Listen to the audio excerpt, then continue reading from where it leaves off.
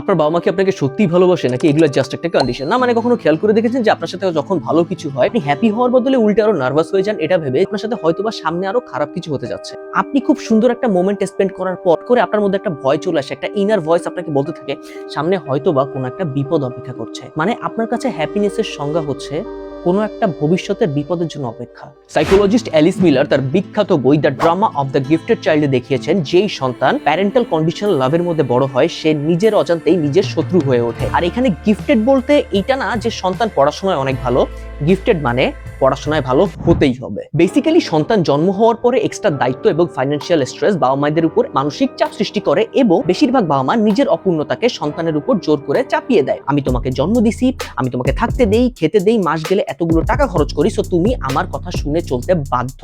এবং যতক্ষণ আপনি তাদের কথা শুনে চলেন তারা খুশি থাকে। বাট অপরদিকে আপনি যখনই নিজের খুশির জন্য কিছু করতে যান, যেমন বিকালে খেলতে যাওয়া, দেওয়ালে রং পেন্সিল দিয়ে রং করা বা কোনো কিছু যেটা আপনাকে অ্যাকচুয়ালি হ্যাপি করে, তখনই আপনাকে বাধা দেওয়া হয়েছে, আপনাকে বকা দেওয়া হয়েছে, আপনি অনেকবার মারও খাইছেন। এভাবে স্ট্রিক্ট প্যারেন্টিং দুই ধরনের সন্তানকে বিল্ড আপ করে। এক, ক্যাজুয়াল লায়ার্স, যারা খুব সুন্দর করে সুইফটলি মিথ্যা বলে। দুই, পিপল প্লিজার, যারা মনে করে নিজের ভালো থাকাটা জরুরি না, বড়দের ভালো থাকাটা সবচেয়ে বেশি ইম্পর্টেন্ট। আর ছোট্টবেলার এই সেম জিনিসটা আপনি সারা জীবন ক্যারি করেন। খেয়াল করে দেখবেন কেউ কেউ খুব গুছিয়ে মিথ্যা বলতে পারে, আবার কেউ কেউ নিজের ভালোবাসার মানুষের জন্য যে কোনো ধরনের লিমিট ক্রস করতে পারে।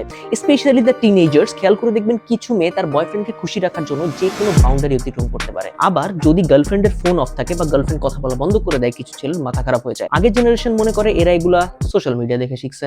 এন্ড অবভিয়াসলি যে অন্য একজন মানুষকে হ্যাপি রাখার চেষ্টা করে সে নিজে কখনো হ্যাপি হতে পারে না। তার মাথার মধ্যে সবসময় দুইটা প্রশ্ন ঘুরপাক খায়, আমার মধ্যে কি কমতি আছে, সবসময় আমার সাথেই কেন।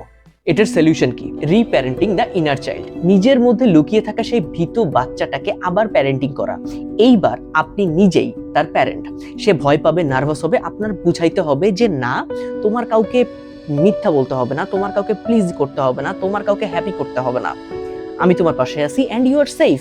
এই সেফটিটাই এনাফ। মনে করে দেখেন তো ছোটবেলায় বারবার কেন আপনাকে নত হতে হয়েছে? Because of dependency.